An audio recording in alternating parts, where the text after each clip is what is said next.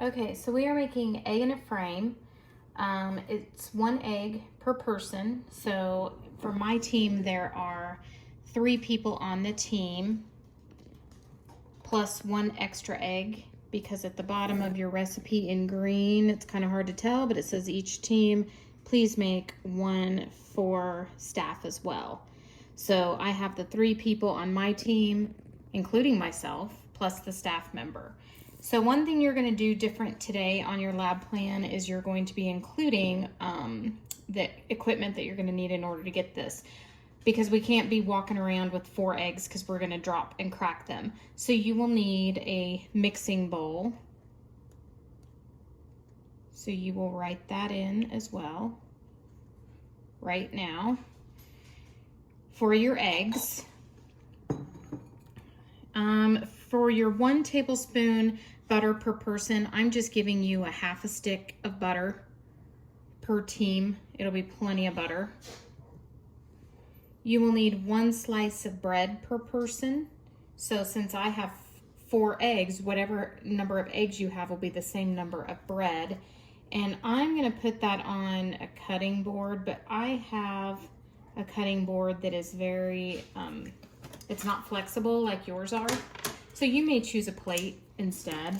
It's kind of up to you what your team decides. But if you drop a slice of bread, if you choose the flexible cutting board, if you drop a slice, we don't have extra, okay? So I've got the 4 slices of bread. Get that out of the way. And then salt and pepper to taste. These are my salt and peppers. Their names are Steve and Peggy, off of, who is that? What is that? Captain America. Captain America. Steve and Peggy. Okay. All right, I will be right back. Okay, so step 1 in the directions is the person that's in charge of getting the bread and cutting a small circular hole in the middle of each slice of bread using the rim of a cup. So I've already gotten my bread. I kind of went a step ahead. So I'm going to start with 1 slice. And then taking the rim of one of your cups, you're going to just kind of press down and give it a little twist and lift up, trying not to tear it. Okay, so it's about like that. You're gonna do that with all 4. I'm gonna keep these because I'm gonna actually fry these as well, so we can have a little dipping toast. Holy moly, Lucy's like insanity. She's like cray, yelling at Russell. I could do it that way, but see how that just kind of doesn't want to come out. So again, I'm just pushing down on my cutting board, giving it a little twist, keeping it on there, and then using my fingers to kind of lightly tear around it. If I accidentally, in fact, I'm gonna just tear it.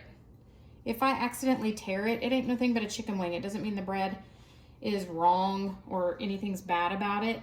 You'll just lay it in together anyway, and the egg will kind of close it up anyway, so it's not a big deal, okay? So you're gonna do that with all 4 of those slices. The next step, step 2, is the person who's gonna get the butter, and you're gonna butter both sides of each slice of bread.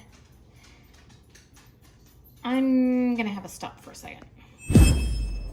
Okay, so I just remembered from last year, we struggled with buttering the bread after we cut the hole, because it's just a lot. I mean, that's like not a ton of space, and it just became messy. So we're gonna kind of wing it a little bit and try buttering. And instead of buttering both sides, we're just gonna focus on one side, and we'll just try it and see what happens. So I'm keeping in mind that I have 4 slices of bread that I'm needing to spread this butter out. I have softened mine. Yours should be nice and soft by the time you get it. I'm not even starting with 1 tablespoon. And if we don't have the butter soft enough, this will happen. And then we got a big tear in there, okay? So if your butter doesn't like easily spread, then we want to nuke it in the microwave for about 15 seconds. So I'm gonna put mine in the microwave mine's already been nuked for about 15 seconds, so I'm gonna go another 15. Okay, take 27. So now I think my butter is gonna be soft enough. Maybe right there it's a little bit, I don't like it. It's not easily spreading. See how there's a chunk there? So I'm gonna soften it just a little bit more. Yours will be ready tomorrow when you guys are doing this, but it's just not spreading well, so I'm gonna nuke a little bit more. I'll be right back. Okay, so I buttered one side of this full piece of bread. We're gonna try this with our little cup here. See how it goes. Another solution to this. So that turned out nicely. The problem is gonna be getting it out. Watch this. So if I kind of gently press in, because it wants to stick because of the butter. I hate this. I kind of had to press in a little bit. Another solution that might be easier for you guys is putting 1 tablespoon of butter in the actual skillet, and then using your bread that you have already cut with no butter on it and just putting it right in the buttered skillet. So that's another brainstorming option for you. So you guys are gonna have to kind of try to play around with that. Step 3, oh, and I used a knife instead of a rubber scraper. I think the rubber scraper would be easier, but whatever. Step 3 says to place bread, Russell, says to place bread in a nonstick skillet or griddle. We don't have griddles, so we're using our nonstick skillet, and I would recommend that you use more than 1 skillet because there's several. Excuse me, Russell, stop, please. I'm talking here. Okay? Sit. You sit and you wait. So I would recommend more than 1 skillet. I'm gonna bring the skillet over. I've used it already. So you have several different skillets, so just pick one, and I've got my turner as well. So I'm gonna turn the heat to medium low. So for you guys, I don't know, come over here with me. I don't know what your oven looks like. My medium high, my numbers go up to like, there's a gnat. That's gonna drive me crazy. And 9, or it goes up to high. So a medium high on mine would be about a 6 or a 7. I'm gonna go with a 6 because mine tends to like really cook, if you know what I mean, okay? We'll need to look at your stove to see what number you'll need to go to. What you don't want to do is go very, very high because it'll just scorch everything. It'll burn your toast and you won't even like it. You don't want to go too low because then it won't toast right and you want it to be crunchy.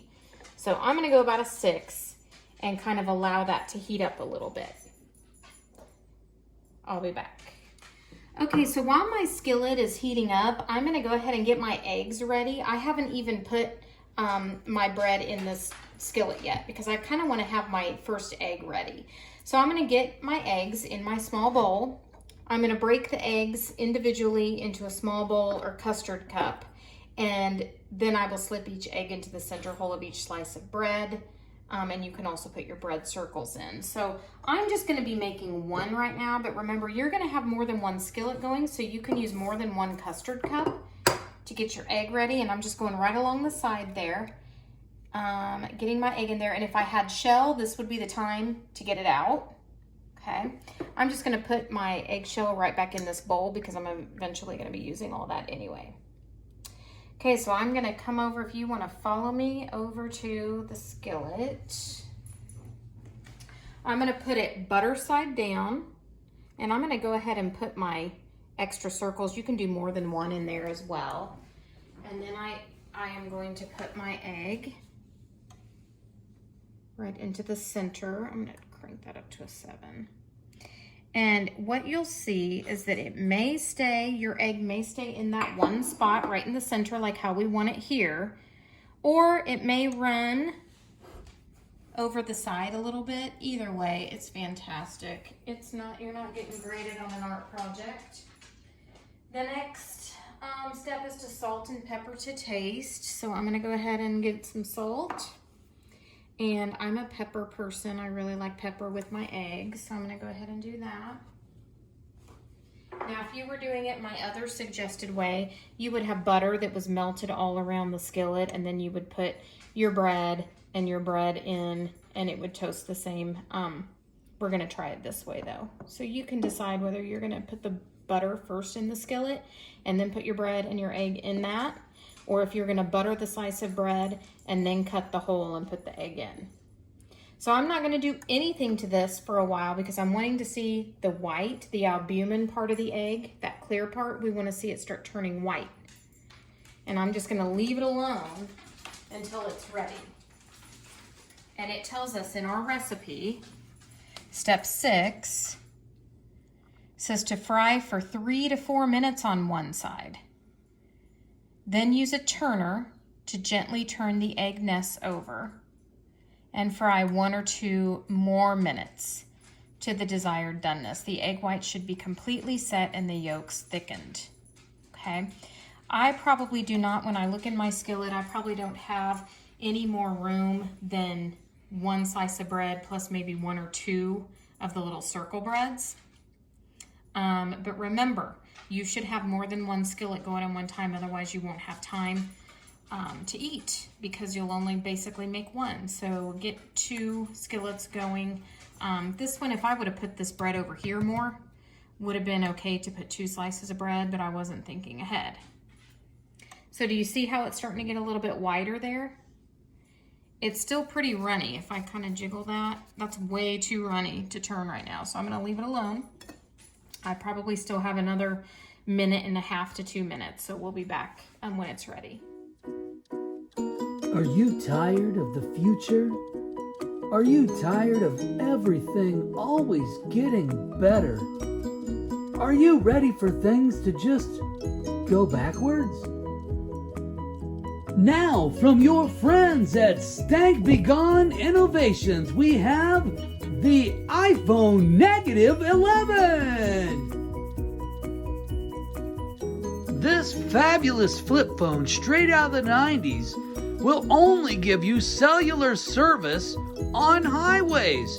Take a side road, your call's getting dropped, mister. Texting a friend? Well, only if you have someone to help you with tiny, minute fingers. If you can't spell, everyone's going to know. There's no autocorrect on this bad boy. Out with friends and somebody asks an interesting question that you don't know the answer for? Guess what? Thanks to the iPhone Negative 11, you can't look up anything. You have to pretend it's 1988 and just make up an answer and pretend you know. There's no internet on the iPhone Negative 11. Friends, this device is so archaic, if you need to call your mom, you actually have to know her number. Just to be clear, our friends at Stank Begone Technologies have only left one advanced feature on the iPhone Negative 11. And that's GPS, because we know none of you know how to get anywhere without a computer map. But just to keep things old school, we've included voice navigation from friends from your 80s and 90s, such peers as Porky Pig, take a left, or our dear friend Adam Sandler. You blew it!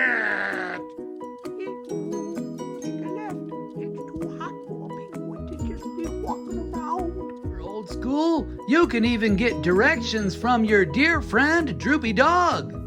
You know what? Your driving really makes me mad.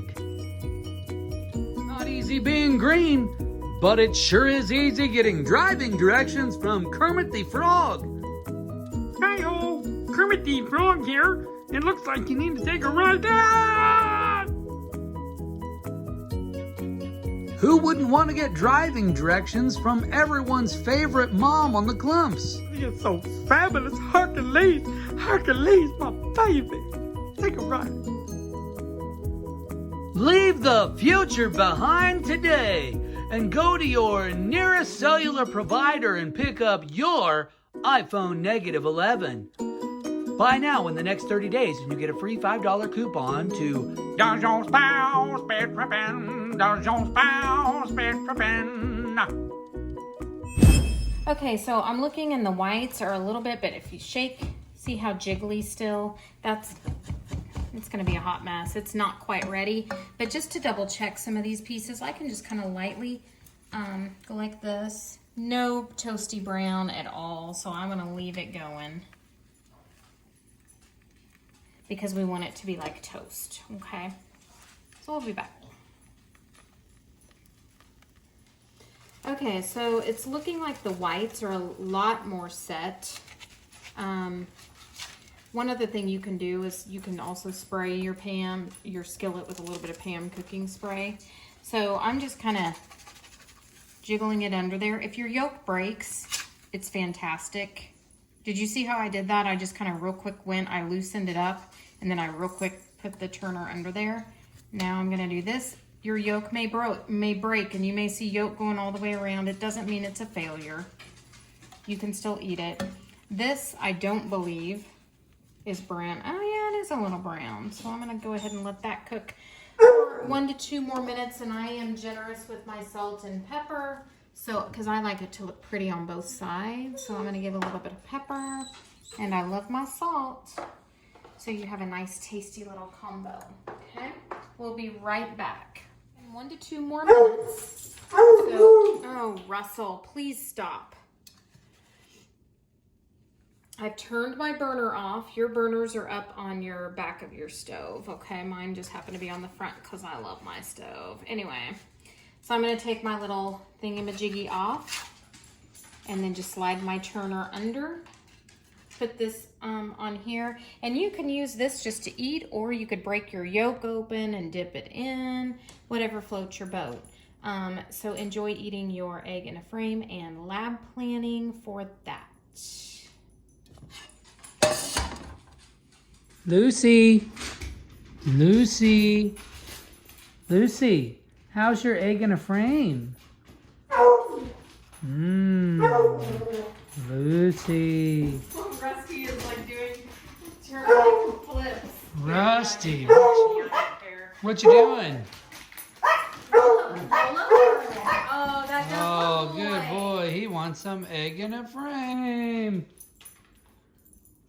Oh, Russell likes egg in a frame. Lucy likes egg in a frame. Oh.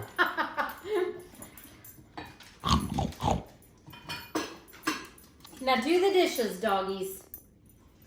Get busy, Cinderella.